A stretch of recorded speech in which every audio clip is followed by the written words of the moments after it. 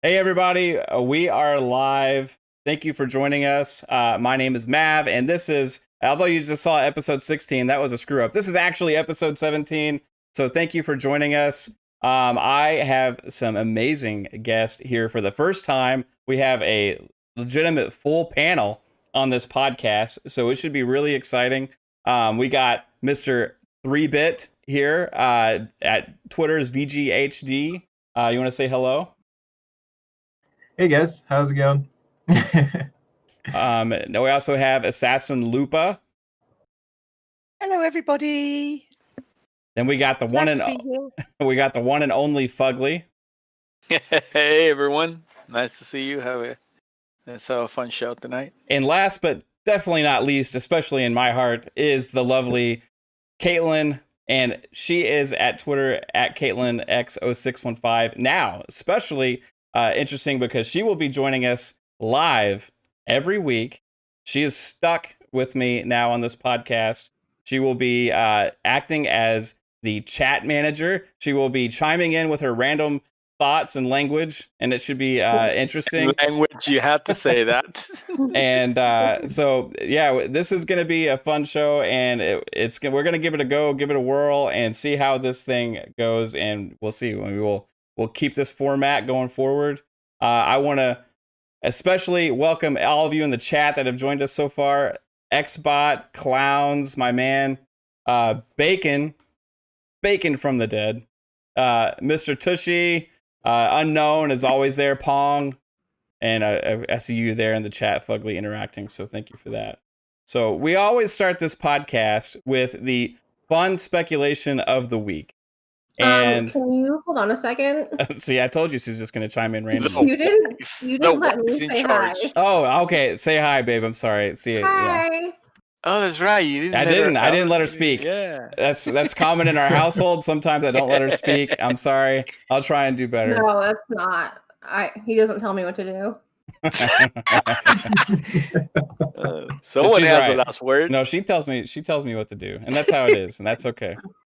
Thank you for catching me on that, babe. I know that if you didn't catch me now, I would hear about it later for sure. So you'll still hear about it later. I'm sure I will.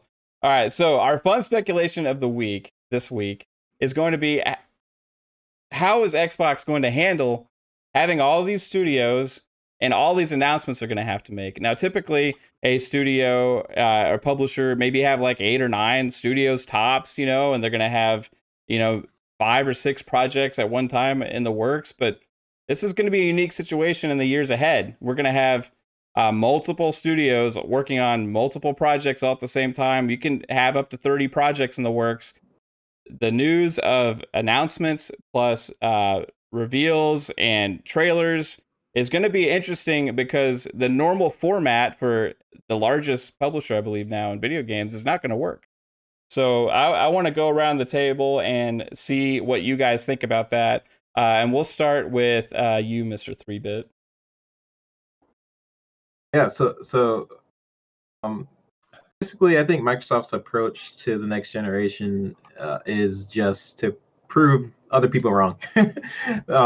They've had this sort of agenda or this sort of tagline for a lot of the generation that they have no games.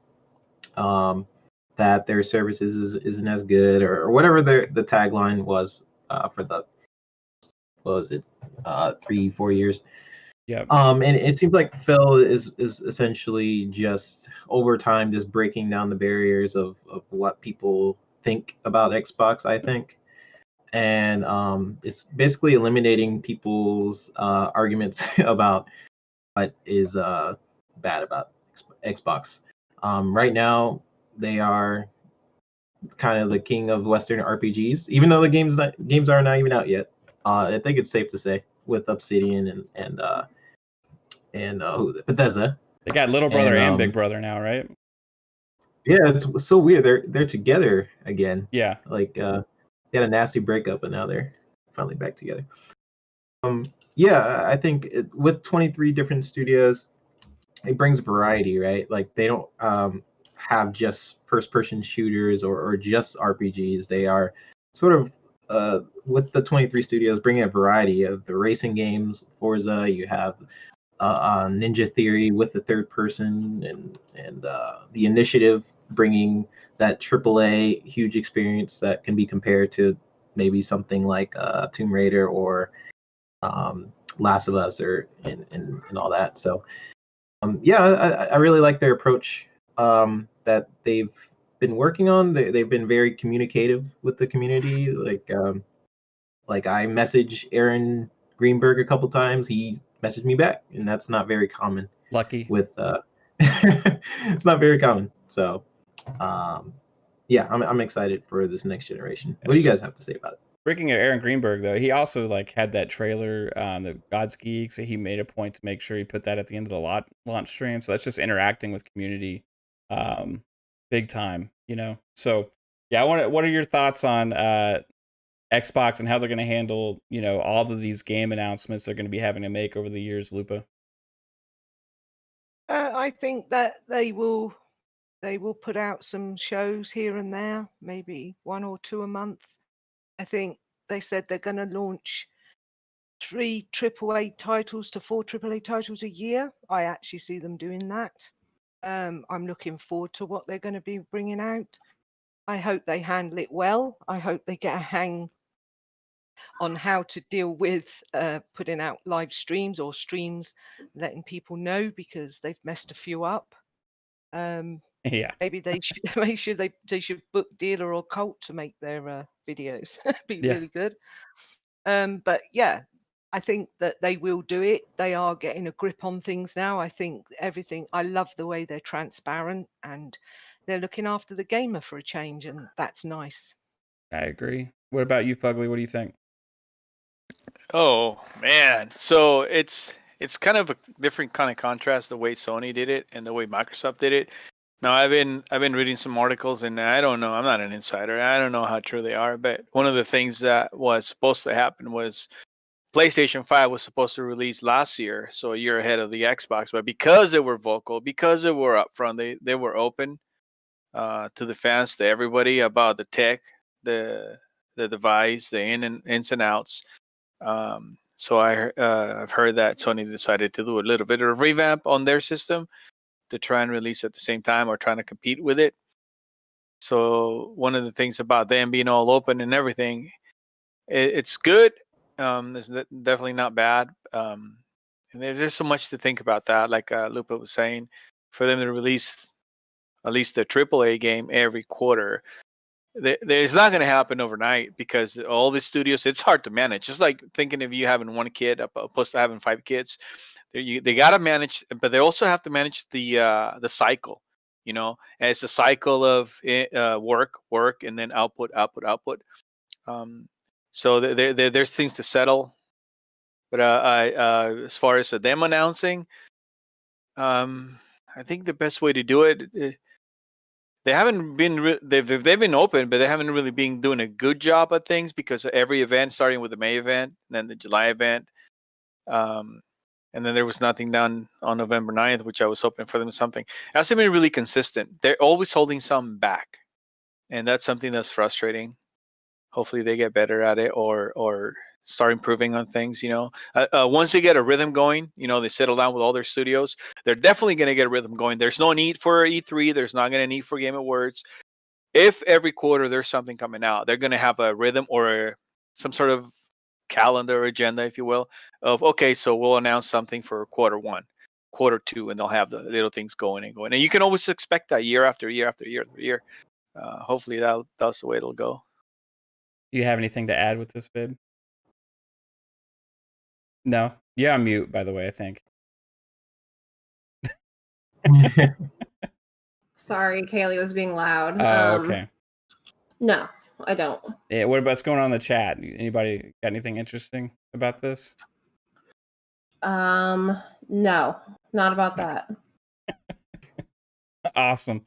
So I'll chime in with my thoughts on this. So, personally, I think it's going to be interesting to see how they're going to figure out how to have so many announcements, because, you know, you got, like I said before, you got like 30 potential games in the works at the same time from one publisher. So that's never really been a problem before in video games where you have so many different things that are potentially big deals, right? You at E3, you've always had, okay, EA had their stuff, Bethesda did their thing, they had their own thing, then you got even like Obsidian would have like their games show up at somebody else's stage potentially, you know what I mean? So it's going to be different to have so many freaking game announcements and people anticipating trailers and videos and things from so many different studios that you can't just like,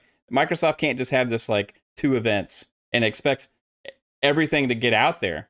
So marketing wise, it's going to be a problem, not only because but that's also been one of Microsoft's weaknesses in the past, is actually games marketing and showing things the way they deserve to be seen, right? So now I'm thinking like, they're going to have to come up with a new structure, kind of like Nintendo Direct. I know that the Inside Xbox thing is kind of similar to that, but like, I think we're going to see more bigger things more frequently, similar to maybe we have been this year, where because we didn't have E3, we've been having this drip feed of news constantly from Xbox. Every 2 weeks, there's like some kind of huge announcement. And I think it's going to keep driving this hype and excitement for Xbox and keep growing the brand and Game Pass especially. So it's exciting times ahead. And I don't think people are prepared because those games aren't ready to show yet. They're not ready to reveal yet. We know what a lot of them are. We don't know what some of them are. But when they start dropping these like constantly every 2 weeks, and the new video, new trailer, then you got new game announcement, new video, new trailer, new game announcement, it's going to be insane. And it's all coming to Game Pass. So, hey guys, it's an exciting time to be a Xbox gamer. So we'll see what they do. They could decide to have like 2 big shebang shows, right? Or maybe keep Bethesda separate, kind of, in its own entity, and let them do their own thing. So I'm curious. Tell me what you guys think in the chat or in the comments. I'm curious to know. I could jump in. Yeah, go ahead, man. This year, if anything, this year has taught me just personally is how much I miss E3. Because I'm so tired of seeing all these different events like Ubisoft, right? Let's say the Ubisoft event, and they show like 3 games, and that's their live stream. Or would you rather have like all these small, events where they show like 3 or 4 games and then that's our thing, or E3 where you just have this celebration of games? Like I would rather have E3, and I kind of miss E3. I actually went last time, and it was a fun time. But something I hope that doesn't go away is an event like E3. I hope if everything is better next year, we could still have events like E3. I think it's important to the industry, not to just have everybody just do their own event and do their own thing. I think Sony started it. Dang it, Sony. they pulled out of E3, and it was like this huge thing. But there are a lot of other companies started to do it too. Yeah, it's definitely been weird without E3 or that one big show. And in a way, it seemed like we had more news because of it, because it was so spread out. This lead up to next gen was like nothing we've ever had before with hype. I think E3 before, we always had this like one big thing, and it's like, okay, now there's just a long waiting game with some small news on the way. That was like big thing after big thing, with the biggest being the ZeniMax Bethesda acquisition, surprising everybody the day before pre-orders went live. Yeah, so for sure. I'm gonna switch gears here to a new topic, and I know this one, babe, you may actually have an opinion on. So I'll go to you first if you want, and that is going to be the Master Chief Collection. It had an update, and this is something on Xbox especially that we are getting where a generation ago, back in 2013, if you guys remember all the ramblings and all the controversy about all these definitive editions that kept coming out, like Dishonored Definitive Edition and things like that. This time around, at least on Xbox, we are getting several enhanced versions of games for free. Whereas 7 years ago, we would have been sold that stuff, right? It would have been sold to us as a new product. And we're getting those as free enhancements. With just this past week, we got Master Chief Collection and Mortal Kombat 11, which Mortal Kombat 11 was all consoles on I think next week or the week after, something like that, we're getting Madden. I think several other games are doing. The Sea of Thieves did it. So the Master Chief Collection update. What do you think about how that made the game feel for you? It feels like a new game. But honestly, Halo's kind of timeless for me anyway. But it just made it that much better. Like I can't stop playing it right now. Literally. That's what, if I go downstairs and I'm playing a different game, I'll see you in the bedroom and you're playing Master Chief Collection. And I'm like, holy crap. It looks good because I've been playing on my monitor, right? And the monitor looks good also. When I see it on that screen that we have in the bedroom and you're playing, I'm like, man, I should have been down here playing Master Chief Collection. Right? Like, yeah. What do you think, 3-Bit? I know you've been, so 3-Bit, first off. Can we not even talk about this, please? No, it's a sore subject. 3-Bit is a former Halo professional gamer, and we've been playing with him, and especially in Halo 4, we were playing, and I am decent at Halo. I'm not horrible. I'm not great. I'm not like a professional, but I'm pretty decent at Halo. But this guy over here, he plays with us, and I'm hanging with him, and then we switch to Halo 4, and he gets 47 freaking kills, and he almost, like, nobody else on his team at the time did anything, but he won the game with 47 freaking kills by himself against a 14 squad. Me, was it a dig at me? No, it's not a dig at you, Lupa. I know. I don't know. 3-Bit, what do you think, you freaking jerk? Listen, I love Halo, man. Like, I grew up with Halo. Me and my sisters would always play Halo every single day. And on Halo PC, like, my dad, he would join the server because if it's on the same network, it's like LAN almost. He would join in our server and get in like a Banshee on Blood Gulch and just run us over, and we're like, who is this guy? So it's like very close with me because it's sort of the reason why I got into like animation too, in the industry, and it's like very close and dear to my heart. So the MCC collection, it's very, I'm glad they just keep improving on it because it started off kind of like a disastrous launch, and over time they wouldn't give up on it, right? They just kept adding stuff, no matter what the backlash was, and now it's like such a huge feel. It like what Caitlin was saying, it does feel like a brand new game. Like 120 frames per second is insane. it feels really good to play. Did you play with the 120 field of view, or did you play with? Yeah, I eventually checked it out. Because I guess you have to lower your what is it, the resolution or something like that. Well, you do. I think you do on that for the FPS, but I don't think you do have to on the field of view slider. I'm not sure. I'll double check on. I forgot what it was. I tried it. I forgot what I did, but yeah, that was pretty cool. To get it to come up, you had to drop the resolution to. Yeah, was it the resolution or was it like the? And then it brought up the field of view and in a car as well. Then I went back and put it back to 4K, and it stayed there. Field of view and the car thing. I never had that problem. That's weird, but yeah. So that's cool, man. But keep going. It almost felt trippy doing that at first. Seeing the game in a whole new light. For sure. Is it are you supposed to be faster? Because I feel so much faster. Feels faster. Yeah. Definitely. I have a theory on that. I think it feels faster because you see more around you, and like you have a better sense of how much ground you're covering, right? With every step, but just because you have more items in your view moving, right? Whenever you move. So maybe I don't know what it is. I don't know. I haven't been able to play at 120 frames because I don't have a monitor that does that, right? So I'm jealous of you, and I think that's why you got 47 kills. To see the before and after, right? Like for some of us, like we were playing right before the update, and then the next day, it was like we got to sort of see like the night and day difference, which is really cool. I did in one night. Have you been enjoying it, Lupa? Because you're new to playing Halo multiplayer, at least. Yeah, I found it very quick.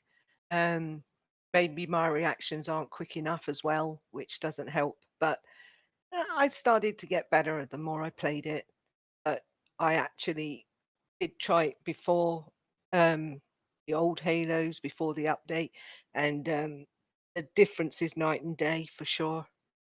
I have to give you credit because when everybody left and there was just 4 of us, you stuck around, and it was me and Kate and you and was that you, Fugly? Were you playing with us still? Or I forget who was playing with us.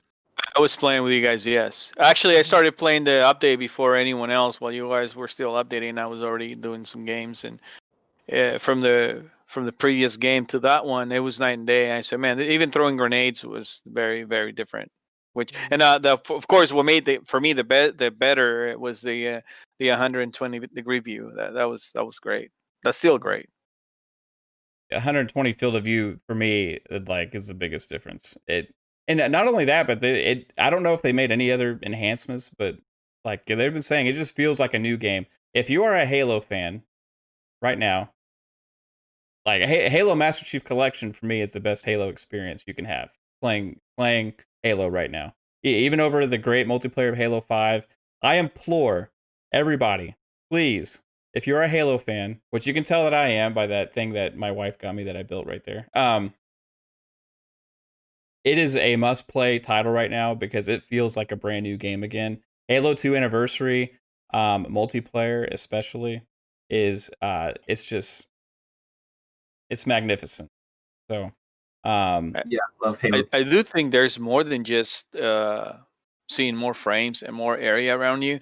The gameplay, the way your movements, they do seem faster. You know. Yeah, it feels like a faster game, which that was always one of those things you kind of felt like you're running in mud when you're playing Halo, right? Like it almost feels like Doom, actually. It kind of does, because it's like with maybe the new stuff they did with field of view or whatever they did, somehow it feels like it's brought into the new century somehow, right? Which, I don't know how to explain how much better it feels than it did, but I played Master Chief Collection when it came out. I played quite a bit of it, and I was like, okay, this feels old, kind of, and it was fun, but this feels like a new freaking game. So, again, try it out. I know that we're obsessed with it right now, so the reason I'm talking about it so much is I want to raise awareness, because I want more people playing Halo right now. Halo, it deserves it. It really does. They did a great job with that update. So I'll definitely be playing right after this podcast. Yeah, we probably will too later, right, babe? Yes, same. That's my plan. Anybody wants to join us, we can get a custom game going. Have like 6-on-6 or whatever. Yeah, it'll be a blast. I'm a Bits team. I'll call it. I'm a Bits team. Was it you said what? I said I'll be in 3-Bits team. 3-Bits. No, that's not fair. Last time I was against him for like 4 or 5 rounds. I probably been killed like 50 times. So this guy, he like sets up a custom game, and he sets himself on his own team, and then 2 teams of 3, and he almost won. He was like 2 kills away from winning that against 2 teams. Yeah, against 2 teams. And Lupa, when it was just me, you and Kate and somebody else, I can't remember who the 4th person was. But we actually won 2 games on Team Slayer. Mm-hmm. Or I'm sorry, 1 was a draw. We got a draw, and a win. So you definitely have been holding your own on that. So I want to talk each one of you, starting with 3-Bit, about what is another game maybe that you've noticed with backwards compatibility without even the optimization, right? Just a backwards compatible game that you've noticed maybe an improvement on that makes it feel good again. Jedi Fallen Order one definitely felt pretty good, and I'm coming from the 1S, so I know some people are coming from the 1X. To me, everything feels like drastically different and good. And I also tried out Witcher 3. And the fast travel on that is just it's just like a second. Right. You can go from place to place. So those are like the 2 that stand out to me. like feeling very just like drastically different. Because when I played Jedi Fallen Order on the Xbox One S, the environments just look very blurry. I just got used to it over time. And like the character, like I always, it's like something that always like bothered me. Like his hair was always very blurry, and I was just like, ah. But when I play on Series X, it's just like everything's clearer. It's just smoother. Witcher 3 for sure with the fast travel. You guys should try that out. Just go to Witcher 3, load up a game, try fast travel. It's like a second. I stopped playing Witcher 3 because I want to experience the next gen patch coming up. Yeah. And I just like, okay, this is great, but you know, I want to I want to experience this in even fuller glory. But those are the two games. I'm trying to think of another one, but those are like the two games I could think of. What are you, that babe? stood out to me. Have you? I know we were playing one last night that kind of seemed different. Oh, Soul Calibur? No, Dead or Alive. Oh, yeah. Sorry. She gets them confused. It's okay. Those are two similar games. But yeah, Dead or Alive 6, like it felt really 60 smooth. frames there. Yeah. That game was pretty much unplayable, right? I know that we talked about it last night, and we said we're gonna play it. You have a favorite character on there? Yes. I think she likes all the costumes, you know, all the outfits.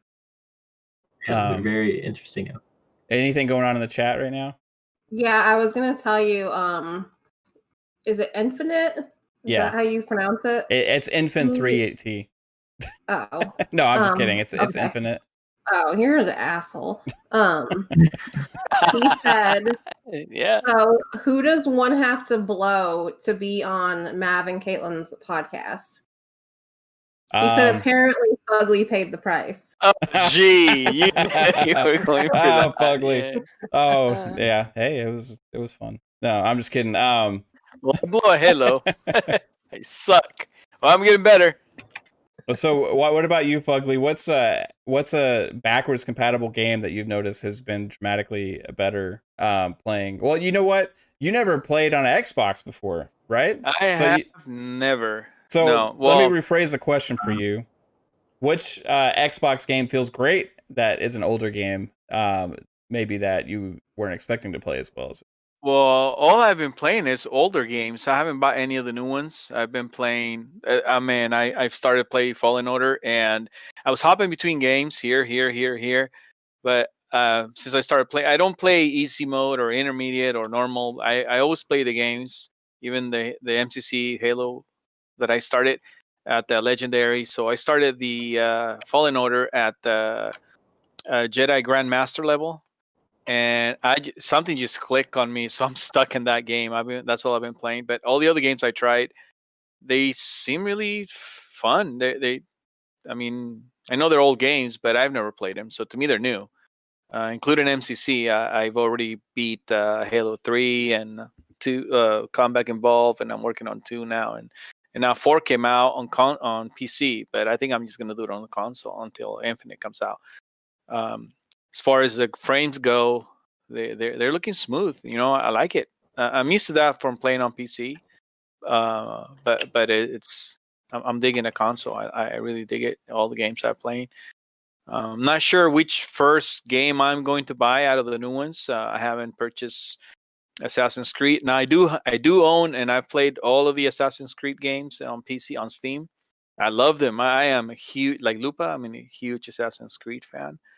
I used to even play the multiplayer, it's still fun, but I haven't bought the new one because I am on the fence. I am just undecided whether I want to buy it on Steam or I want to buy it on X. That's why I haven't bought that.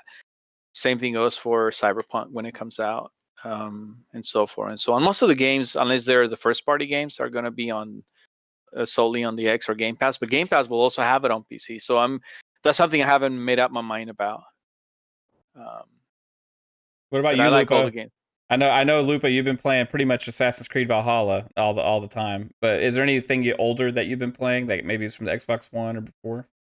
That's where you're wrong. I haven't. No, I've been playing it a couple of 3 hours a day, and then I've been switching or I'll play it today and then tomorrow I'll play something else and mix it up. There's two that I have noticed. Borderlands 3 is very nicely enhanced and very good, much like I gotta try MCC. that game. It is amazing. And the second one that I'm new to, because I missed out on it first time round for personal reasons, was Titanfall 2. And I've got halfway through the campaign and I don't want to put that down. It's so good. It's so responsive, so good, and I'm really enjoying it. I But haven't I'd played already Titanfall 2 100%ed yet. Jedi Order, so didn't really want to go back to it at the moment. Titanfall 2 feels really, really, really good.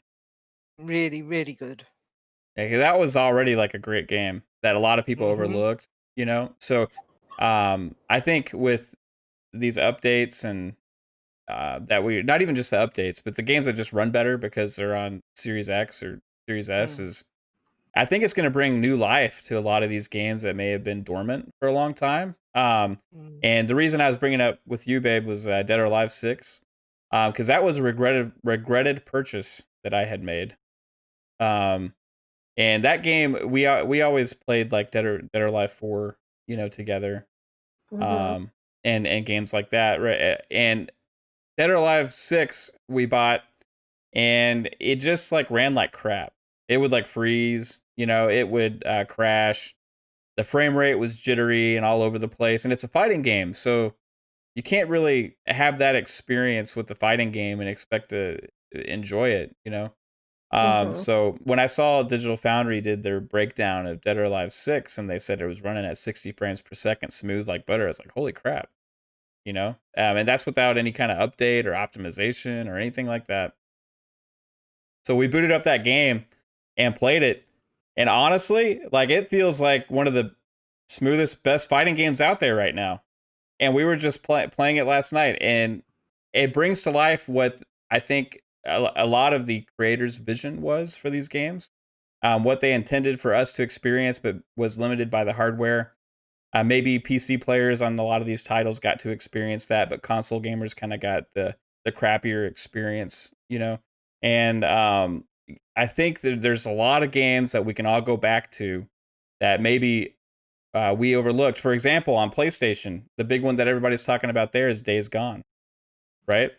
A game that kind of got bashed because of performance and kind of didn't live up to what people expected, but now people are loving that game, right? So there's so many on Xbox too because of how expansive the backwards compatibility is, that I think deserve to be tried, and especially with Game Pass, a lot of these games are on there. Now, Dead or Alive isn't. I don't even know how expensive that game is. I think you have to pay pretty much full price for it still. But based on what we were playing, hey, I think that it's worth a shot. Jedi Fallen Order, like you guys were saying, Titanfall 2, yes. You know, Borderlands 3 has the optimization update, but that's something that we got for free, you know? So kudos to Xbox for, you know, making an emphasis on backwards compatibility and giving us that, because it, like we've been saying before, it enhances the value of what we already own, not just what's yet to come. Anybody have any last thoughts on this? Dead or Alive is my game. Is it I'm so good at the ninja guy. I can't remember his name. Ryu Um, Hayabusa? Ryu. That's my guy. Right on, dude. We'll have to play, man. Yeah, The sure. way, the one But thing more- about that game is like the weird monetization for buying things. Like you go on and you download Dead or Alive 6. You know, you're downloading 100 things. You're not just downloading the game, right? You see like everything pop up after it's done. And then if you look at the storefront, there's like 1,000 items to buy in the storefront. Like they sell every piece of clothing separately and stuff. So that's interesting. I wish they kind of didn't go with that approach, but otherwise, other than that, like just fighting mechanics wise, it's a great experience. So, yeah, it's like semi-free, right? well, Like- you get you buy the fighters, right? So you can buy the core fighters, which comes with like all the main ones, or there's season passes, which comes with outfits, and then there also you can buy just the male characters or just the female characters. It's different. I mean, they went with kind of like, remember when Killer Instinct launched on the Xbox, and they kind of went with that different like approach to like coming out with a fighting game, and they went seasonal and they had different stuff. They're trying different things. I like to just come out with a fighting game, give me everything, and maybe give me some unlockables and stuff. You know what I mean? But yeah, it's interesting there. But the game itself, mechanics wise, and the way it feels playing is strong. It is strong. So I'm looking forward. We can kick each other's ass in that for a while, one night.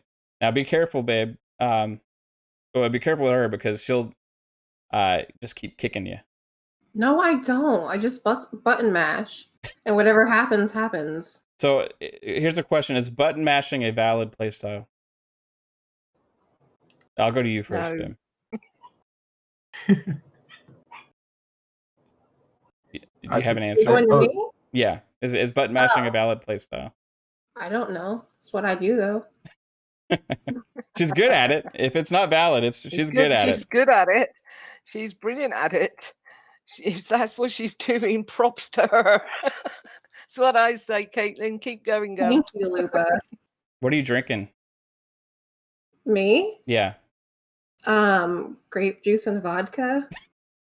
Nice. I Need to figured get yeah. on your level. Yeah, I saw something there that you're drinking. I just wanted And to I know put what it in was. a stemless wine glass, so that way I feel fancy. Oh, and do y'all notice her Christmas tree? Yeah, that's Too Hey, I soon. love the colors. that's bright. And both of your rooms have like cool vibes.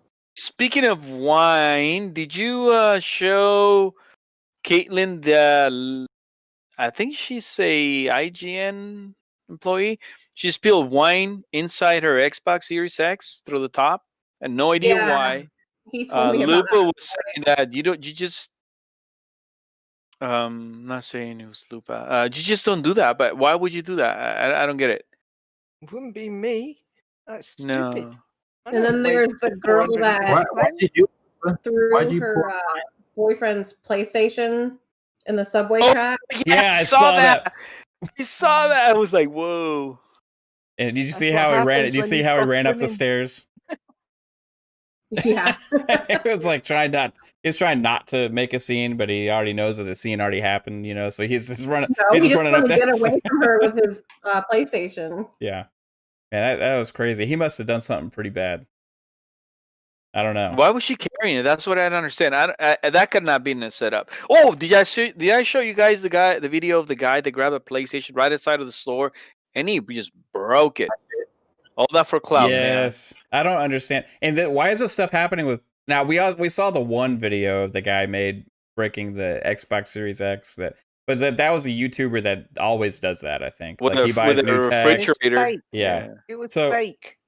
If you What's zoomed in on it, the was it? green inside the top, the top where the holes are, it was painted, which it definitely isn't. That's interesting. So, like, why do these people do this, and why do we see more of it with PlayStation right now than Xbox? It's kind of weird. It's only for clicks, man. It has to be clicks. If it wasn't for social media, if it wasn't for the internet, they wouldn't be doing this. No way. Absolutely no way. You're dead right. And we're talking about it, right? Yeah. Exactly. Yeah. They got what they wanted. I don't know their names.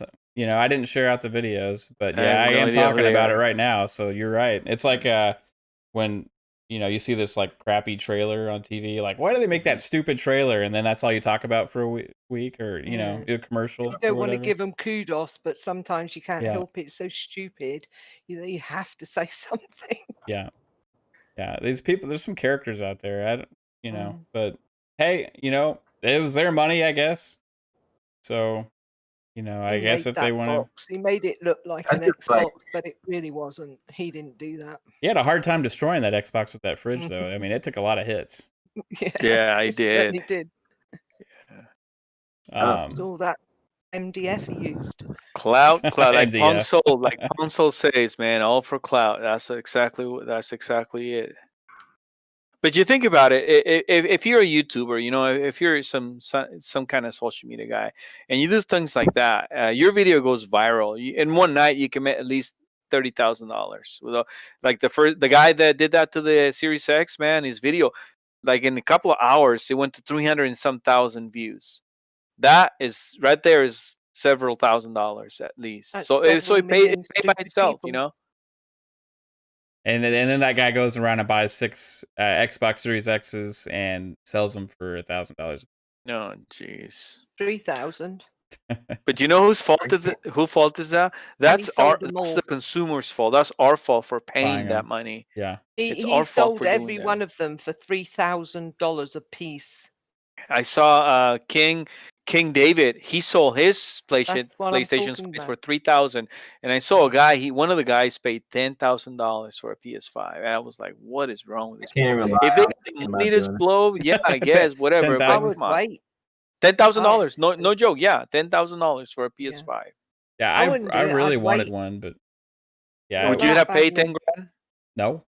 I would No. pay like I would say like I would pay Well, 600 for, one. Oh, I would go okay. over like $100 or something like that, but I wouldn't go 50% over like 750. I think a lot of them are going for 750, 850 I right wouldn't now. even pay the 500. You would not have spent 600. Yeah. See, I knew she was going to say something. I would just say That's you can right. fucking wait. Yeah, she would have given me No. hell if I like overpaid for that instead of waiting. I would have it, but I wouldn't be enjoying it. That's for sure. I was really close to selling my PS5, and then I just saw how hard it is to get an extra one, and I was just like, okay, I'll keep it. Yeah, and you got one of the lucky ones, and you have had just minor issues, right? So you haven't had anything major. Yeah. So Yeah, I just had a couple of crashes with Astro's Playroom and Miles.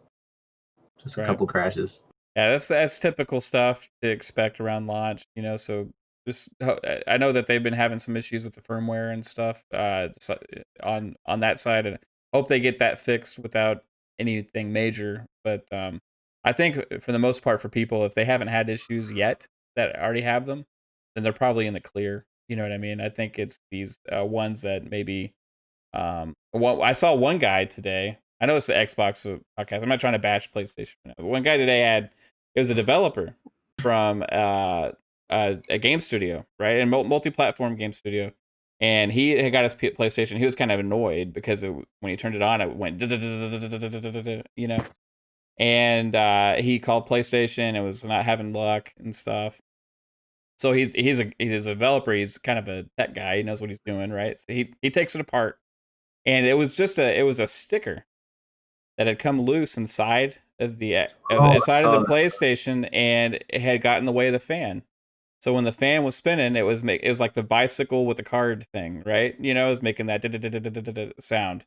So I think I've heard that a lot on some of these videos. When these people turn on the PlayStations, or some of the ones where the Xboxes even have issues. Like, it could be something as simple as that, but the average consumer is not going to know how to fix that problem, right? So that PlayStation's going to be sent back. There's going to be a lot of refurbished next-gen consoles coming out soon. Does that ruin I saw that post. Does that ruin the warranty by you opening it, or not really? He said he had to take a security torque type screwdriver to get it open. So I don't know.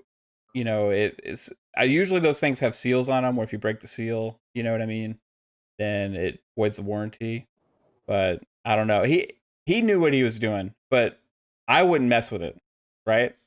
Personally, I wouldn't touch it. I wouldn't take it apart unless I had somebody with me that I knew what they were doing. Have to take it apart if you want extra storage, right? Because isn't it like you kind of see that those parts? No, for the extra storage, it's only the side cover that you just pop out. It's when you get into it, like the other stuff where you break the seal and then open it further.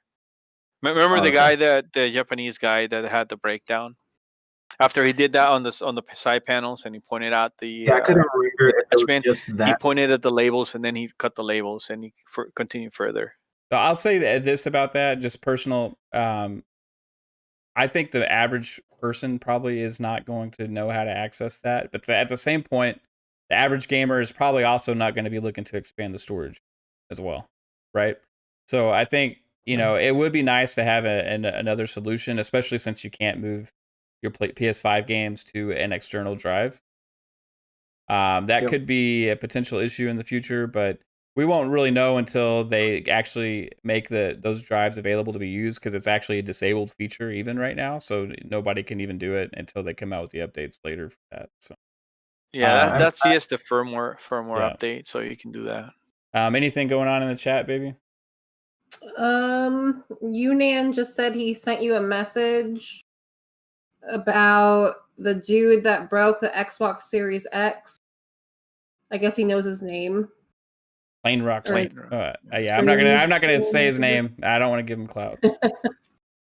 True. Cool, man. So we'll move on to the next topic. Did y'all happen to see the announcement from IO Interactive? They are the makers of Hitman. They have Hitman 3 coming soon, which is a Series X, S, and PS5 game. They actually had a announcement to make that they were having a new project in the works, and when they revealed it, it is a new 007 game. And that had my head spinning because, history of, 007 games, James Bond games are pretty good. There's several that were pretty good. Even on the 360, there was like a Call of Duty style James Bond game that was actually pretty fun to play. And then also going back in the 64 days, we had GoldenEye. There's been several Bond games that were pretty good. And then when you take the studio that makes Hitman, right? And then you say, okay, make a spy game, James Bond, it was MI6, right? Is that what he's part of? I forget.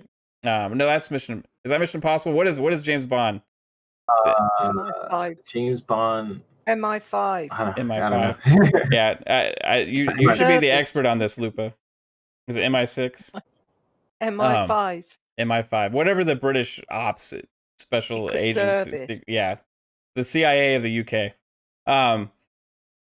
What are your do you have any thoughts first, babe, on this game? What you would like to see from it? No. I like to watch you play the Hitman games. Yeah. Actually, I think one of your favorite games you ever watched me play was like Hitman 2. Yes. Not the new one, but the old like Hitman 2. Yeah. Right. Good What's your stuff. favorite thing about that? I don't know. It's just I don't know. Don't ask me this shit. Okay. All right. This is fun. 3-bit. It's an awesome announcement. I was talking to my boss about it actually. He my boss wrote Darkness, the first game. And he's like a huge spy, like he loves Mission Impossible, he loves like old spy movies and So stuff you like said that. So when hold on, let me interrupt you real quick. You said your boss wrote the Darkness game? it's the first Darkness game, yeah. That's the one Did with we that. love that, babe? Oh yeah, that's like, hey Jackie. Yeah, we that love guy? that. Yeah. Oh, that's a great game. That's Love it. cool, man. All right, sorry. Go Yeah, on. that's so yeah, my boss, he's great writer. His name is Paul Jenkins, if you guys want to look him up. Cool. But yeah, and he was telling me like how much he loved the spy movies and stuff like that. I love Hitman franchise. Like over time, it's amazing what IO Interactive was able to do with it. And it's like a perfect match. It's like something IO really deserves, right? Like the Hitman games don't get as much recognition as like some other franchises.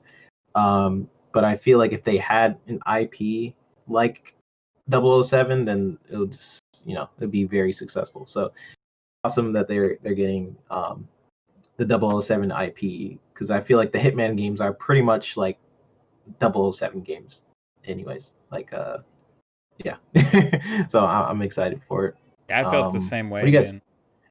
It's just like What do you guys- a perfect like marriage there. You know what I mean? Just like, and also it's an independent studio, right? So for them to have an independent studio like that, to be able to get a license like that, it's not something you see every day. It's usually these big time publishers that get those opportunities. You got any thoughts, Lupa, on your hometown hero, James Bond? Well, I completed GoldenEye back in the day. So like to see what they do with it. I guess it might be good. Who knows till you play it? It's Yeah. all subjective to each and every single gamer. That's true. So yeah, I mean it's exciting if it comes off. If it's true and it works, then I'll give it a go. Are you a Bond fan in general? Do you like the movies and stuff? My husband is more. I find him a bit repetitive, and I think it's whoever's playing Bond as well draws you in. Yeah. If it's somebody you Are you like, not a Daniel Craig guy? You're not not that Daniel Craig guy. No, I didn't like him in it at all. Who was your Kayla, favorite? no. Timothy Dalton? Pierce Brosnan? No, Sean not Connery. Timothy. Sean Connery, the Bond. Rest in peace, He Sean. is Bond. You can't just say Yeah, Bond. R.I.P. You have Sean. to say the Bond and James. I'll take 007. ape tits for $300. The Bond. Fugly, you got any Roger thoughts on? Moore for the win. For real Everybody indie just froze gamer, for that's a me. joke. You still there, babe? Yeah. Who's gonna be the new Bond? Is it Rumors. still up in the that air? girl. I think it's No, gonna his be name. His Idris name is Elba. James. Should be Idris It's that Elba. girl. I forgot her name. I thought it was going to be Idris Elba. That's what I thought. I I was really hoping it was gonna be Idris Elba. You just think he's hot. I do. Well, that's because he is. Yeah. You guys, if you've seen the newest trailer, it's that girl. She's gonna be the new Bond. I forgot. So her name. it's going to be a girl is going to be Bond. Yeah. So what is her name going to be? Bit like James? Doctor Who got took over by a woman, but she's doing a I don't great know. job. So Some people are not really liking that move, so they feel it's like a political correct statement. There's nothing wrong with what they're doing. It's just that some people are more fond of the character. personally, I don't care as long as it's a good movie, right? Yeah. This is it. There's It's like a good movie. the Doctor Who also had moved to a girl also, so it is interesting when you see like these known characters, right, that you identify with like so much as a specific thing, and then all of a sudden it's like something completely different. So I get why like people could be surprised or like maybe even upset if they were really in love with that character, right? But at the same point, it's all entertainment, right? This is all for fun. And They're just targeting a different audience, just like Yeah. if they're ever to make, they made a Superwoman, so if they're ever to make a Spider Woman, it'll be the same thing. They're just targeting a different audience. so Pong Soul says that he thought the Bond writer said that Bond will not be a female and it will be a spinoff.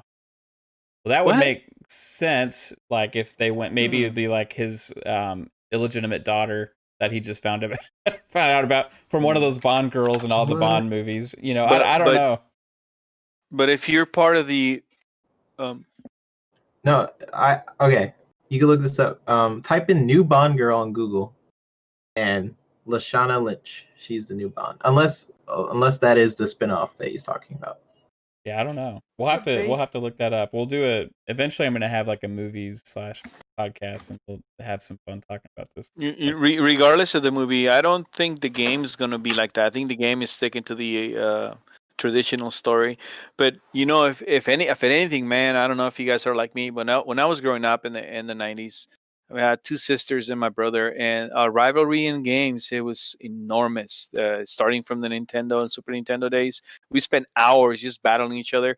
So when GoldenEye came about, man, we would literally sit hours and hours a day on the couch versus game.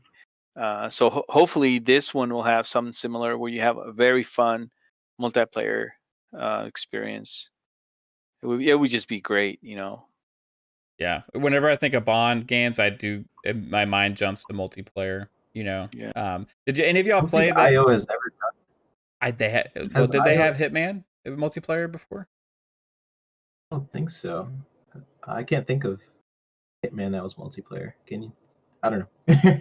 Well, they kind of had that. Like, so the one thing they did is like that contracts mode, right? Where like it's kind of it's not multiplayer, but like you set a challenge that other people have a chance to beat or something like that, kind of. You know what I mean? So it's still community focused, but you're not competing directly against somebody. Kind of like Need for Speed Hot Pursuit Remaster, where you're trying to always beat people's scores and stuff. You can set challenges. You know what I mean? I think they had something like that with Hitman with contracts. You can assign a target and how you're supposed to try and take them out, right?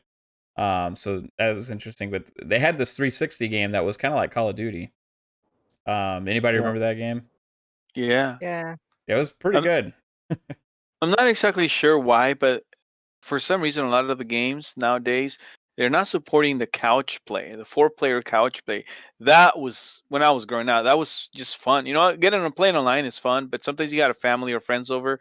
The 4-player couch play, it's just fun. I'm not sure why they're not supporting that, and if not a lot Where in most Nintendo of the games. comes in, man.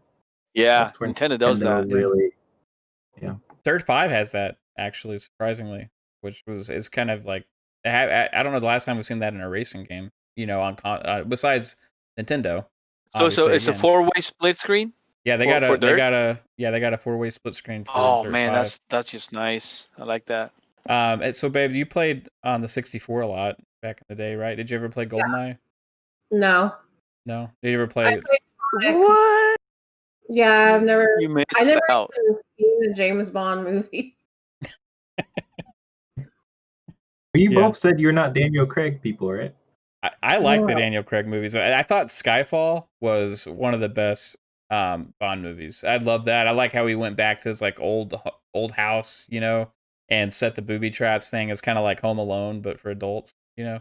It's Wasn't pretty Tom awesome. I Cruise love that in movie. those too? Skyfall, Skyfall, yeah. but for a different reason. Tom Cruise was in the Mission Impossible movies. Is that James Bond? No, it's different. That's different. Oh, okay. Those are great movies too. You know, I love those movies, and that would be a franchise I could see them doing something in video games with.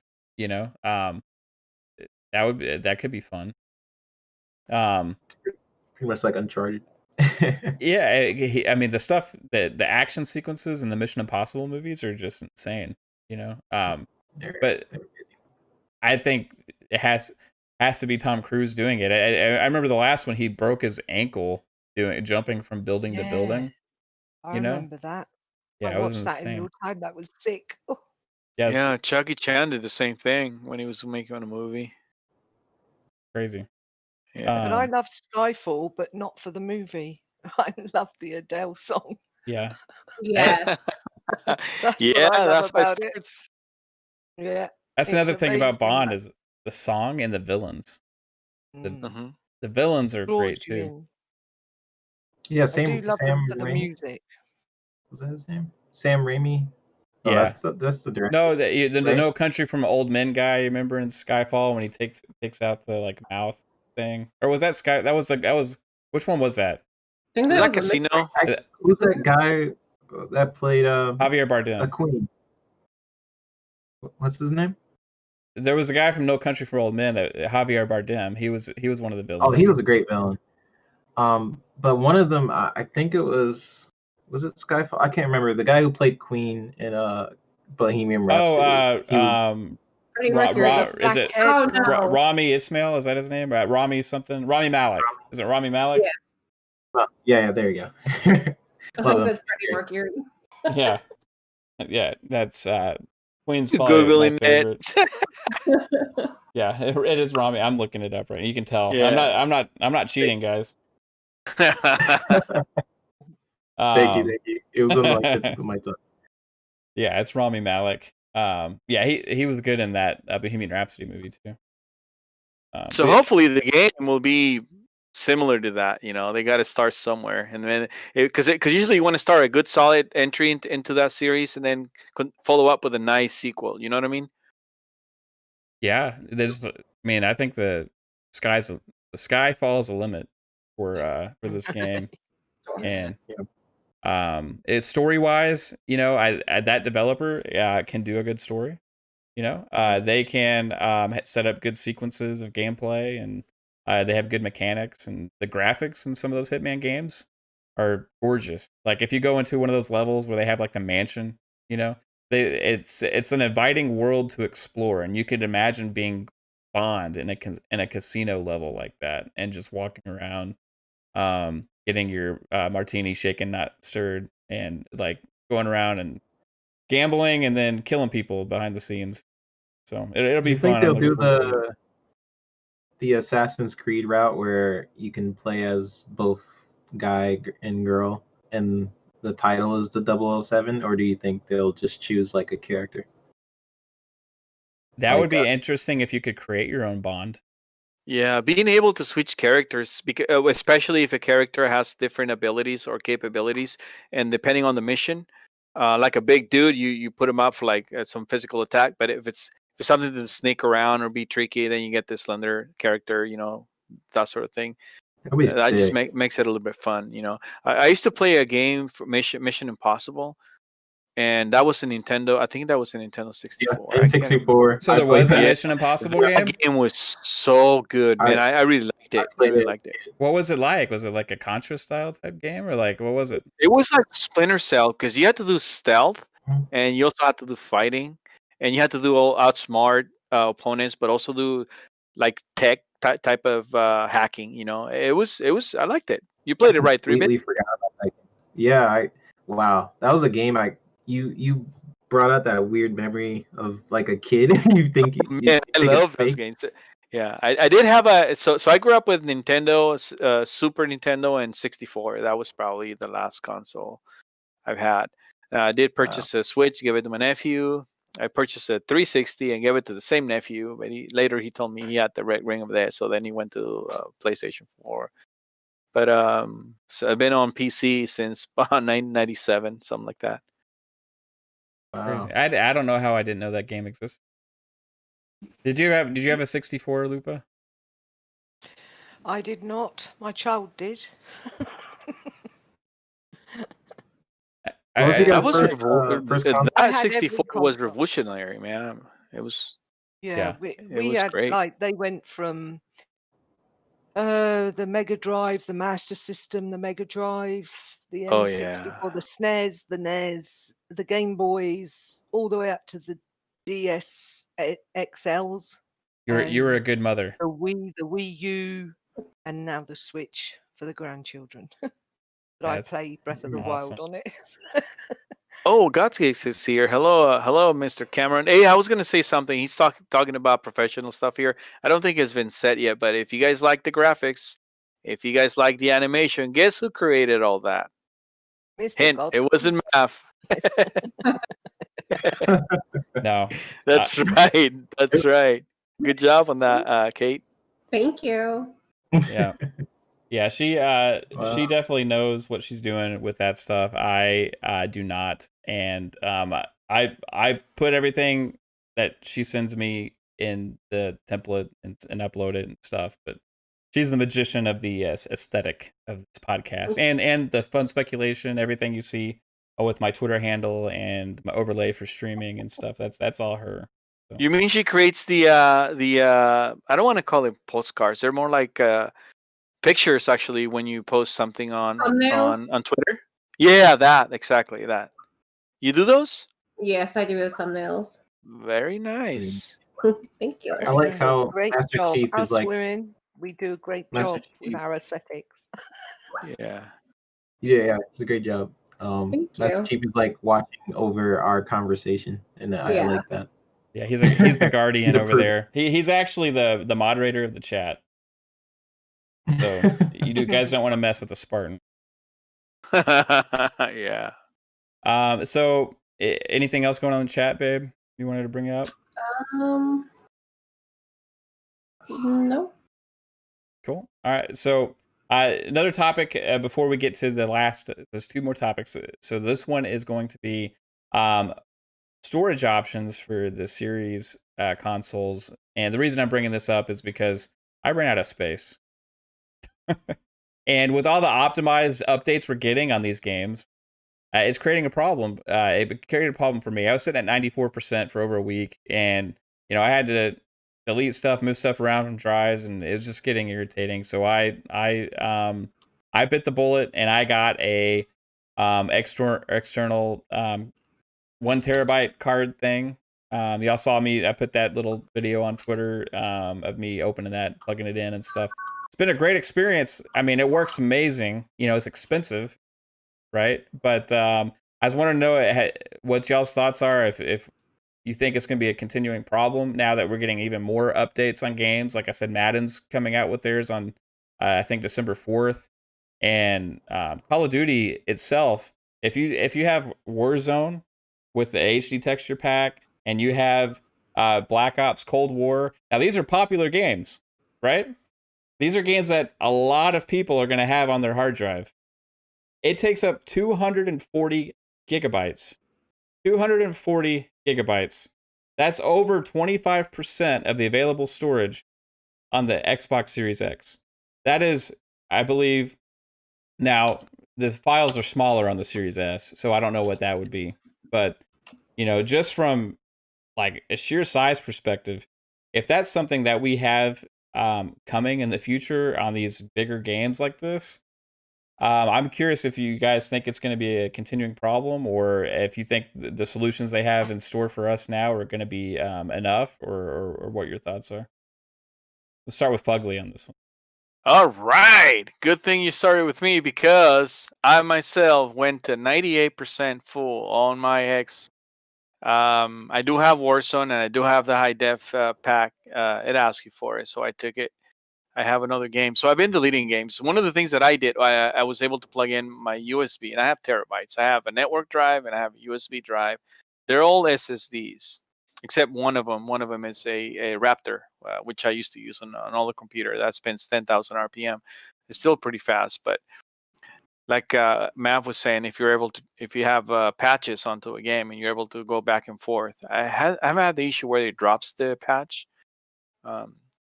And I'm not going to buy a 1 terabyte expansion just yet, because my thoughts there is, according to Jason Ronald, he said there are more options coming, which means different sizes and of course brands. So it's not just going to be Seagate driving the prices. And I'm going to wait for the 2 terabyte option. So I'm just going to get one for RPGs, one for shooters, and one for whatever else. That way I have games, you know, I don't have to have mixed games in a single card. So I'm just going to wait on that. But yeah, you're right. Mine went up to 98%, and I was like, whoa, I feel fast. Yeah. And I know you were saying you're waiting for the 2 terabyte, right? So yes, I am. Yeah, Yeah, it's, absolutely. You know, I wanted to, but you know, I just couldn't do it anymore. Yeah, So, yeah. And it's just so hard to let go of. I have the same issue, man. Right now, I'm still full. I'm at 88, 90%. It's hard to let go of a game, because even though I'm not, right now I'm kind of stuck on Fallen Order. There's that game that I'm not letting it go just yet, because I don't want to wait 15 minutes for it to download. I want to just play it. Quick Resume, man. Quick Resume is, I don't even have that on. I've been building PCs for decades, and we don't have that yet. And now Microsoft has announced that they're going to bring these features to it on DirectX 2.1, which when they do, that'll be awesome. But so far, X is the only one, both on PC world and console world, that has Quick Resume. The Switch has that, but only on games you have open. If you want to open another game, that has to close. Not with the X. So that's why I don't want to let go of those games. I just want to keep them there. You know, it's hard. It's hard not to want to buy an expansion card just yet. But I'm just gonna hold off. I'm just gonna hold off on that. What about you, Lupa? You been having any issues, or think it's gonna be a problem going forward?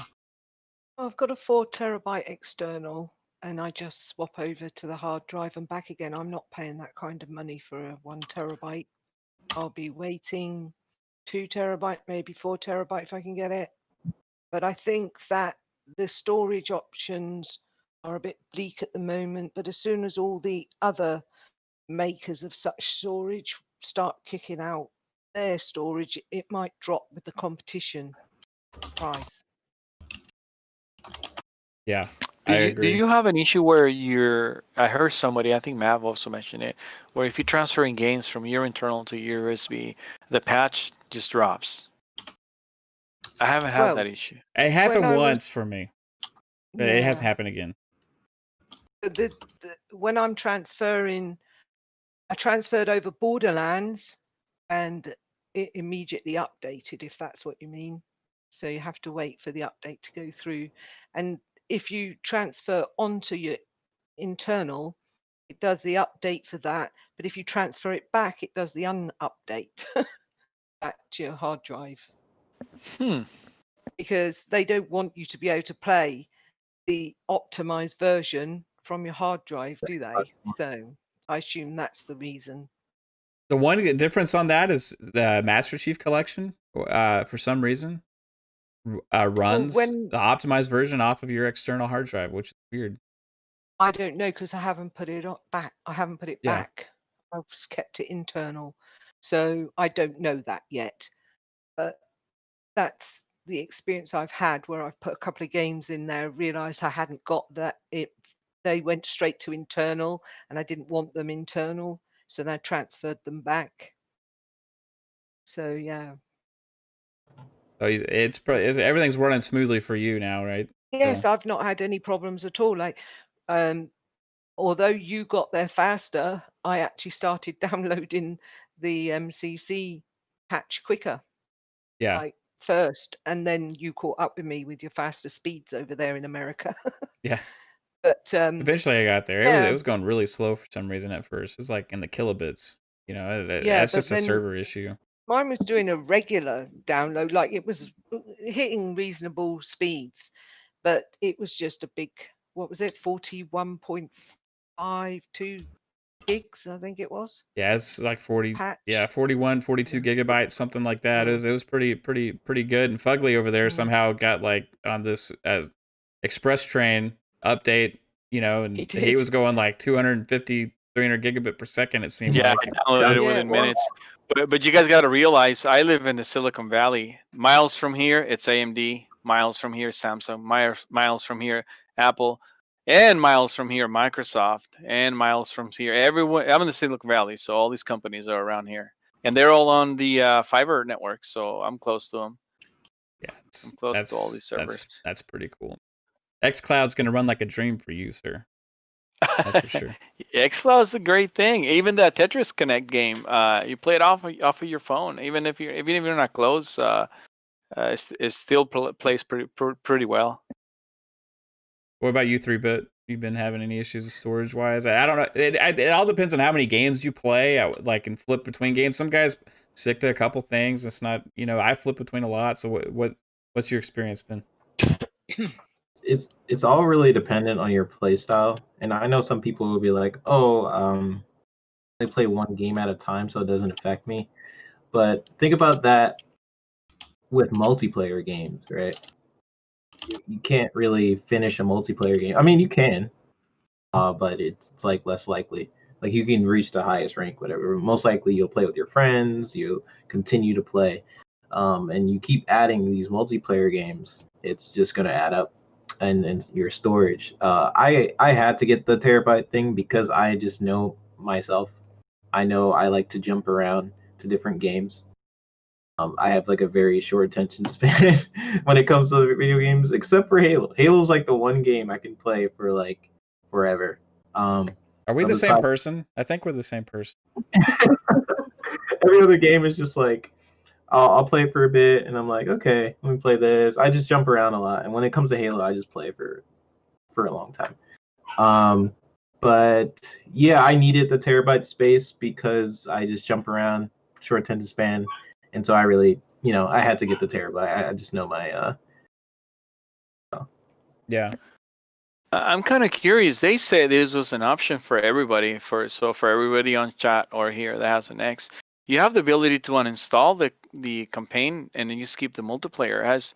Is that an option? It is, but I haven't played the campaign yet, and then I don't want to get the situation where I'm like, okay, now I'm going to play the campaign and then have to install it. So after I do play the campaign and I beat it, I will uninstall it just to save that space. But right now, it's installed. Sure. Yeah, and I think it is the campaign for all games that takes up the majority or most of the space, I think.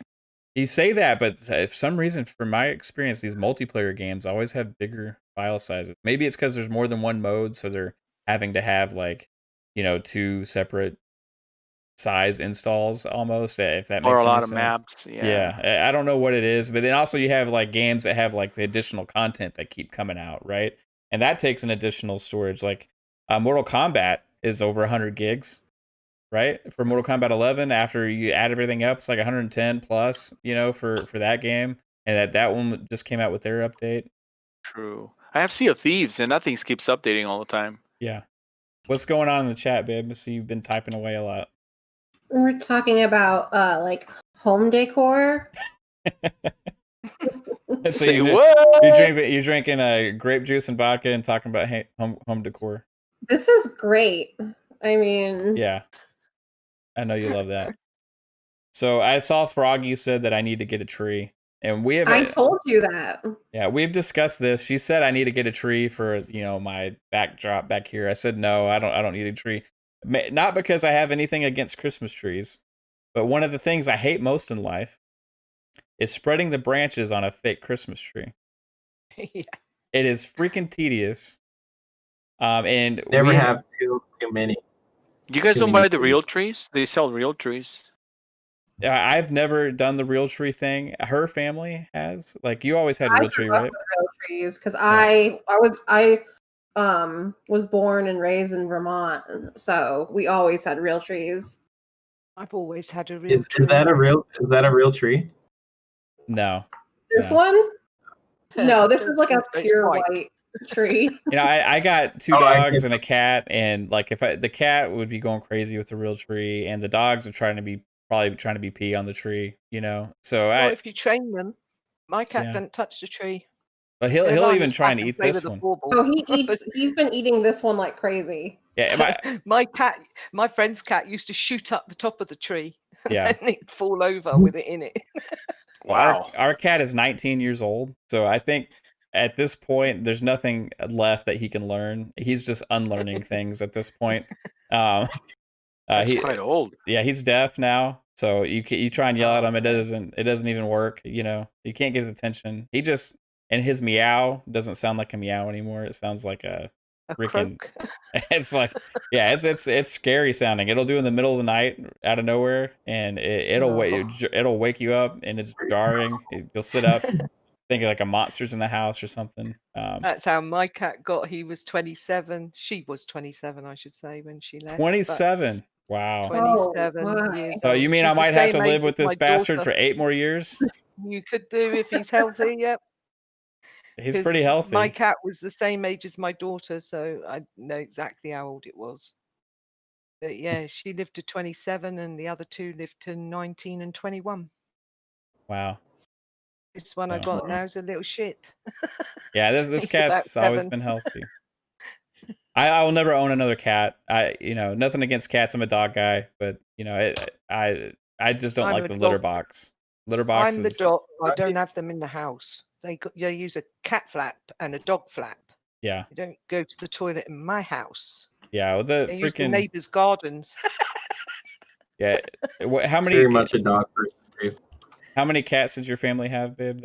Because y'all let them outside all the time, but y'all always live out kind of near woods and stuff, right? Yeah, I don't know how many we went through. One of them Well, when you've died got off kids, of they a. always want one, don't they?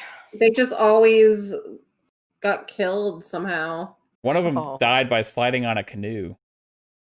That was on Huh? top of a car. It tried to jump on top of the car, and it like slid off the canoe and into a wall and broke its neck. Are you talking about a moving Oh. car? Funny No. story. No. In a parking lot. Oh. I had a cat. His name was Snowy, and it was my 6th birthday. And I remember him as we were singing "Happy Birthday." He was like, when a cat is about to jump, they do the little Wiggle, the the little They wiggle. wiggle. movement. Yeah. Yeah, he jumped on my birthday cake, and he was just like down in it, and then he ran away to Chuck E. Cheese, and I never seen him again. The Chuck E. Cheese. Yeah, I used to live next to this Chuck E. Oh, Cheese, okay. and that was the last time I saw him. Did you look So, in the ball pit? I lived in Pennsylvania on like this mountain. I don't even know where I was. Good times. We all have horrible, sad cat stories. So everybody I'm a thanks for dog watching person, but the Cat my husband Ultimate is a cat. Podcast. Seems like you don't have Neighbor a podcast. Well, catastrophe. that's the whole point of chatting, isn't it? You just chat Haha, about Yeah. good anything. one, Fugly. Yeah, who cares what we're talking about? It doesn't matter, right? No. Did everybody get to chime in on the storage expand? Did you want to comment on that at all, babe? A little bit. Do you? Okay. Yeah. What are your thoughts? It was fucking expensive. Good one. True. Too expensive. When Yeah. I think of, I could have gone to like Ulta or Sephora and probably gotten like, I don't know, 2 pieces of makeup or something. But your makeup rate runs out. So does storage. He's So got her does storage. priorities So right. does storage. So does storage. But you can't delete makeup. What do you mean? They have makeup removing wipes. Yeah, but you can't. It doesn't like appear back in your compact after you use it. You know what I mean? No, To so, erase like, it from your get face. more. But it seems like some of the comments were saying how there's going to be cheaper options that come out. Yeah. Yeah, that's what Fugly was saying. That like Jason Ronald himself has said that they are going to be having more options for more people that are going to be coming out with stuff for the Xbox Series X. I know Yeah, Clowns I was saw actually that. talking about somebody that had something that they had showed him that he got to try. And there's who knows exactly that. I think there'll be smaller storage sizes available just for people that want to spend a little bit less, and there'll also be bigger. But I do hope the prices drop to like a reasonable amount, because my dream situation would be to have several of these cards, because these things are awesome, right? They're small. They got this little case on it, right? And if you were to have like a label maker and put a little sticker on it and have like, okay, this is my shooters, right? This is my racing games, right? This is my RPGs, and you could just like have those around, like in a storage thing, and just pop them in, because they're super handy. You can just take them in and out of the Xbox, and it just works like that. So And they're hot swappable. That's the greatest Yeah. thing. Hot swappable. Yep. He So- just said So they're that's called like Switch, SSD isn't it? plates. The Switch Wii U blade. and the Switch. I'm wondering, are these out to the public, or where can I buy one? Or that's something like homemade? And the other question is that would that not work as the same as the internal storage or the expansion card, right? That would probably be something different. Clowns, they would work more like just a USB 3.0 storage. So curious what he has to say about that. But going on from that, we end every episode with our Game Pass game of the week, and I chose this game specifically because Fugly was going to be here, and I know that was his gateway onto Xbox and into the Xbox ecosystem, into Game Pass. So I want to give you a chance to talk about that last, but we'll go around and you can end it off, Fugly, with this game. So we'll start with 3-bit here. The Game Pass game of the week is Hellblade. Have you played it? Should people check it out? It's amazing that games like this are on Game Pass, but I want to give everybody a chance to talk about it. I mean, Hellblade is literally my background. I don't know if you could see. I love chose the Hellblade. right game then. That's awesome. Yeah, I love Hellblade. I have to choose another game besides Hellblade. I want to say Grounded. Grounded with a couple of friends, and Yeah. that Magic. game is a blast to play with like people. Like it's Yes. one of those games where it excels with like a party of people. Like spiders will scare you. You'll have a great I time need you. just exploring. So we need to play it sometime, actually. Yes, please. I love it. What about you, Lupa? What's your thoughts on Hellblade? And is there another game also that you think people should check out from Game Pass? Well, Hellblade, definitely. The deeper meaning of it resonates. I have a child with Asperger's who's a man now. So it does resonate and it's very real. But it's a beautiful game to look at. It's a beautiful game to play. I 100%ed it and I thoroughly enjoyed it. And I think everybody should check it out. Another game, I have to agree with 3-bit. I love Grounded. It's a new IP. It's amazing fun to play with your friends, but also you're helping Obsidian. There's only, I think it's about an 8 or 12 person crew making it, and Yeah. they need your help to fight the bugs and not the real bugs, but the bugs in the game, in the code. And I and Psychonauts 8 have been in the test server, sending them our opinions, and it's like the community is helping build the game. And because it's a small studio, they need that help, and I think you're a part of it, so it's a really good thing that the community is helping to make the game what it is. But apart from that, it's absolutely brilliant fun with friends. Awesome. For sure. Babe, do you have any experience with Hellblade or know what about it? No? Do you have another No. Game Pass game that you want to recommend? Maybe one that you've been playing quite a bit? Is there one that I've been playing? You say Master Chief Collection. Okay, yeah, that. All right, Fugly, here's your opportunity, man. Talk about Hellblade. I mean, I knew Fugly liked Hellblade, and I could have swore I thought I heard you talking about it also, Lupa, that you thought it was an amazing game. I did not know you were a fan, 3-bit, so that is awesome. We got 3 Huge people fan. on here that love Hellblade. Before we get to Fugly, I do want to say, Fugly, I know you don't want to see the Game Awards, but I have sources that tell me that Hellblade 2 might be there. Definitely. That's And you when it I've was trust revealed. also heard that from sources. You trust them? I mean, if it's gonna be there, I'd sit there and Mhm. watch for it. Yep. Do I I can vouch assure for my you. sources? I think so. According to my sources, that's what According I've to been my told. sources. Oh Well, man, But we the know way it. 3-bit's got better sources than me, although my sources are quite well known. For people listening to this podcast before, in the old format when it's just recorded, we've said several times that Xbox is going to have a couple more things before the end of the year. I thought it was going to be before launch, the day before. Now it didn't happen. So they got some stuff up their sleeve that was rumored that was going to come out, or not come out, but be announced. One of those is the Initiatives game. One of them is the is Compulsions game. And then the other thing that was rumored that was going to be shown at the Games Showcase was going to be Hellblade 2 gameplay. And instead they showed like hey, here's Iceland, They had that video, which is cool. That was a bit of a letdown. But there was like nothing there of like real substance for like people that were waiting for that next Hellblade 2 thing, right? So I think 3-bit's onto something here, because that's also the stage they chose to reveal the game with the first trailer was at the Game Awards. So yeah, Fugly, take it away. Tell us about your experience with Hellblade and the whole thing that with you coming to Xbox, because yeah. Oh man, funny story. Must have been around April this year.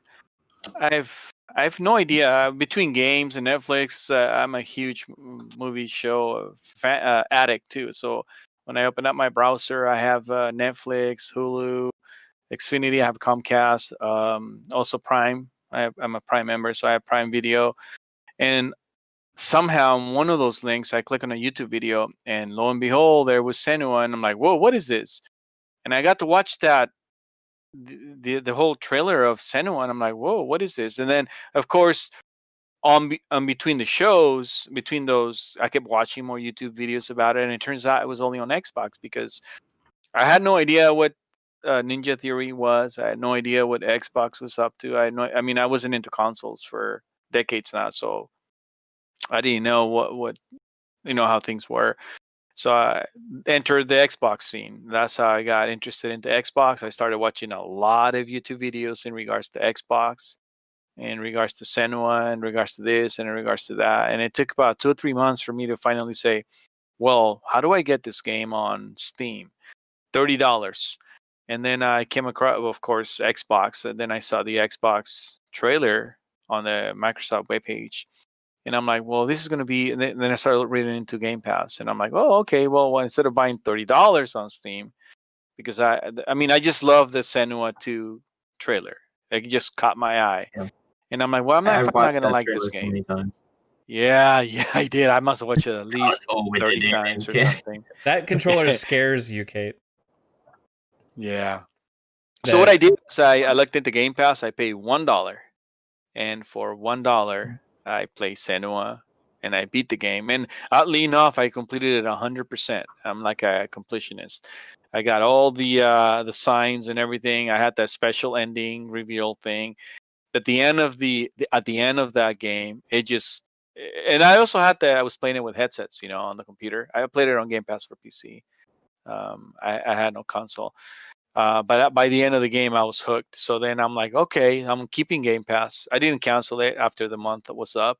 I also, within the month, I beat, I think it was Halo 3, then Halo Reach, Noble 6. And the more I played Xbox games, I'm like, oh, these things are good. They're fun. So that's how I started into the Xbox scene. But Senua, back to Senua.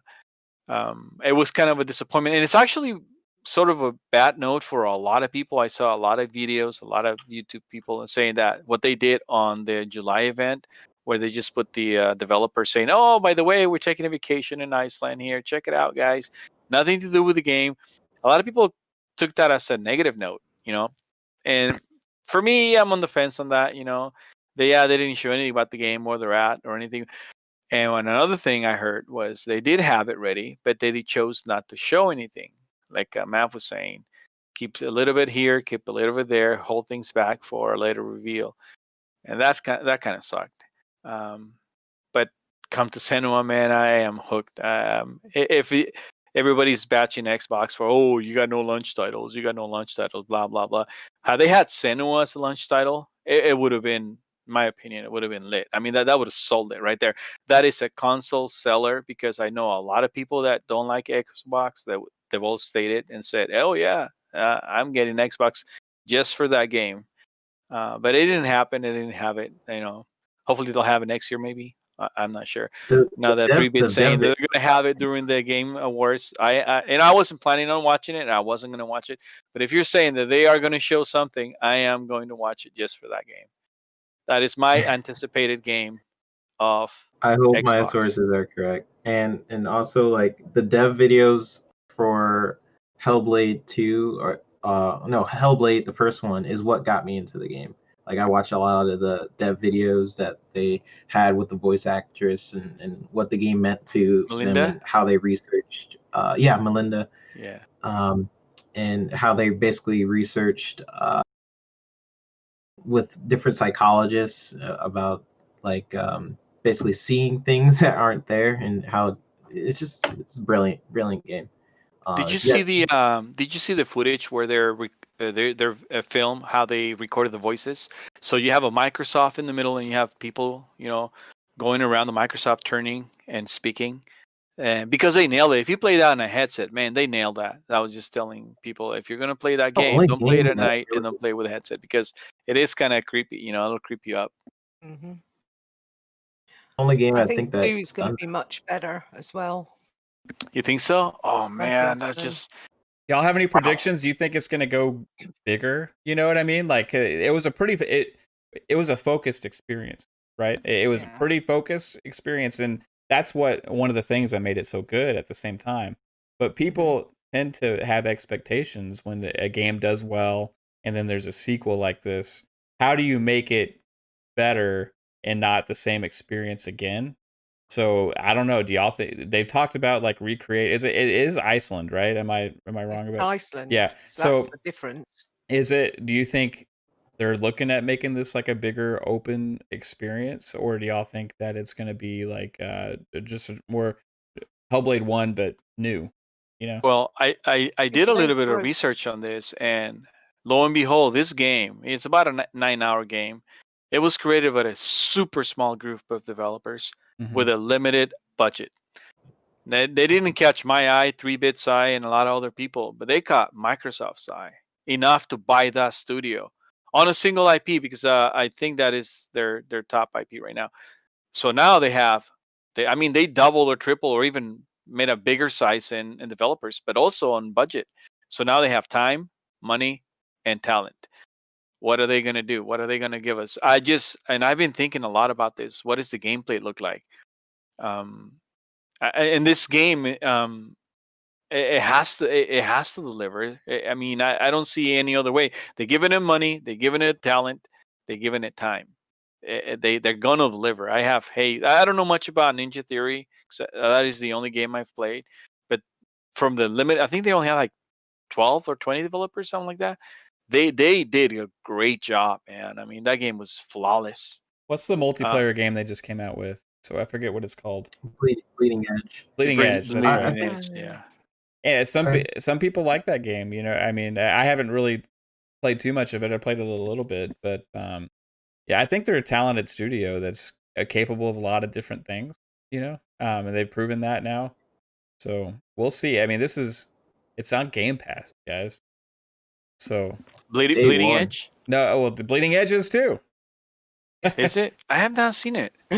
Yeah, it's a Ninja Theory game owned by Xbox. I'm pretty sure it is, unless that was one of the first ones they announced as the first like Xbox published Ninja Theory games, because they already had that in the works, I believe. Unless that was that Private Division, possibly. I don't remember. I'm pretty sure it's in Game Pass. It is definitely. I have also seen their third IP. They have a third IP, and I got to tell you, that third IP looked good. I'm not exactly sure what the game is about, just like the Rare game. It's called Project Mara. It looks. It's gonna be like a scary game. You know, it looks good. I'm intrigued about it. I don't know what it is about, but it looks good. Yeah, and Hellblade 2. If you look up the philosophy of that studio is to try and create a AAA IP games with a small budget, and they really show it. So I'm really excited for Hellblade 2. That's like one of my most anticipated games besides Halo Infinite right now. Nice. Yeah.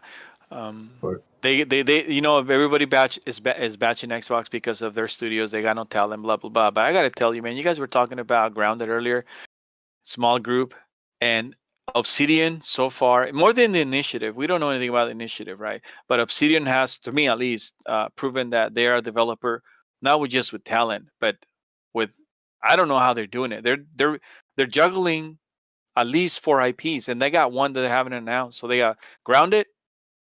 That's one of them. They got Avowed. They got a couple other ones, but they also, one of their developers said that they have an announced game, a big AAA announced game that they're going to reveal. So that's what, 3 or 4 IPs, one studio, and then you get 343 with one IP, and they're doing some slips.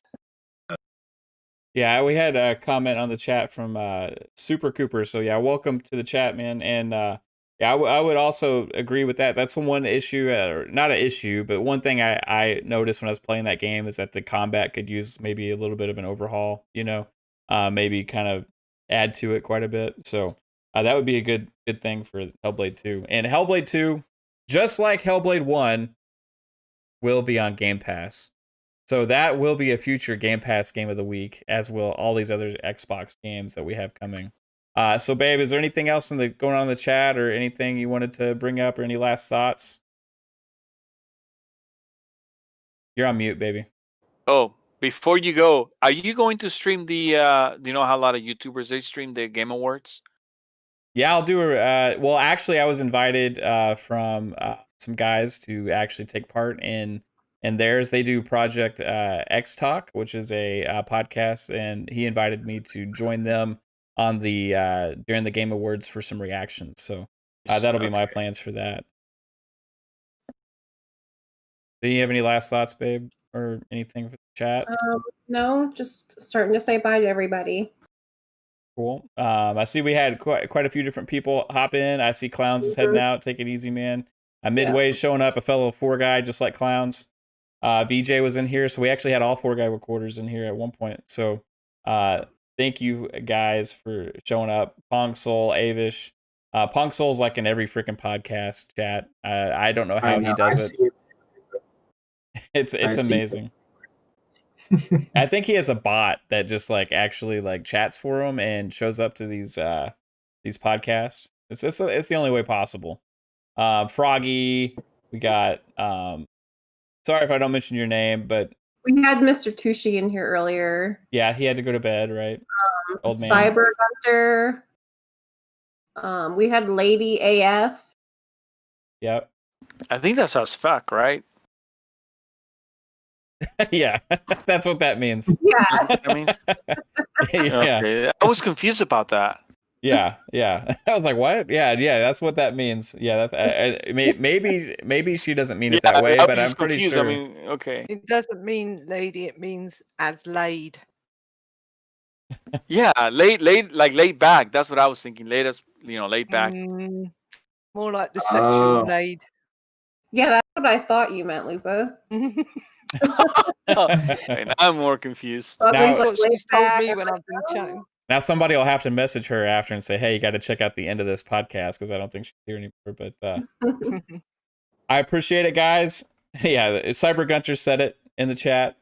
Lady as, yeah. And that's it, guys. I appreciate everybody for coming out. But first, actually, we're going to do some quick outros here. So we'll start with you, Mr. 3-Bit. Hey guys, so you guys can follow me on YouTube. It's the Video Games HD. I just did a part 2 to what studio Microsoft will purchase next. And I'm doing a video with my boss, Paul Jenkins. We'll be talking about his work on Wolverine Origins and a couple of other really awesome stories that he wrote. In addition to that, I think I'll be live streaming the December event, but right now I'm just gonna go play Halo. But you guys can follow me on YouTube, the Video Games HD, and my Twitter is the VGHD. I did it wrong, I think, on your name, didn't I? I just typed Yeah, out it's okay. VGHD. Yeah, you guys ignore that. That's wrong. All right, so well, I'll be playing Master Chief Collection tonight with you, babe, if you want to. Hell yeah, I do. Anybody is welcome to join us. I will be playing also with 3-Bit here, as long as he promises not to get 47 kills. Assassin Lupa, where can everybody find you? You can all find me on @AssassinLupa on Twitter and in Party Live on the Xbox. Always willing to game, whatever the game. Awesome. Fugly. Well, everybody can find me on this very channel, on the chat, every stream, every show. I'm always around when I catch it. Lately, I've been playing Fallen Order and a bunch of other games. Of course, I've been playing Halo with these guys. I'm gonna be tagging on tonight as well. I don't have shows of myself. I'm kind of a leech. Whatever there's fun, I'm there. That's about it. What about you, sweetheart? You can find me on Twitter. My handle, I've always wanted to do this. It's right there in the corner. Yeah. It's other corner. Oh, not on my screen. Oh, Yeah, really? you're right. No, you're It's right. flipped on YouTube. On YouTube, it's flipped. Oh, is Yeah. it? Okay. Yes. Yeah, it's flipped on YouTube. Oh, there's Okay. my handle. Never mind. Yeah, that's true. They're all on this. Yeah, one. My sorry, 3-Bit. I don't know how I screwed that up. I was in a rush. My bad. I It's got all that good. wrong. Yeah, and guys, so you can find me on my channel here, which you already are at right now, and also on Twitter at Fun Speculation, 4 Guys with Quarters on Tuesdays, and then on Mads Gaming Next Gen Squad podcast on Friday, earlier today actually did that. So you do that too, 3-Bit. I forget, are you on Mondays or are you on Fridays usually? I'm trying to get back to Mondays because originally I was doing it on Thursdays, and then he had changed it to just Monday and Fridays. So I'm trying to get back to the Mondays. Yeah, there's a lot of movement right now on that podcast and stuff, but we do that I'm doing that on Fridays, but he also does it on Mondays right now. So I appreciate you guys. I will be on stream in just a little bit after I eat some food and make sure that my daughter is still okay. So yeah, we'll be playing Master Chief Collection. Anybody is willing to join us, we'll be on stream on this channel hanging out if you want to chat or whatever, and you'll be hearing my wife's lovely voice, and you'll be probably seeing us get destroyed by 3-Bit here. It'll be a good time. I appreciate y'all. Thank you so much. Have a good one. Bye bye.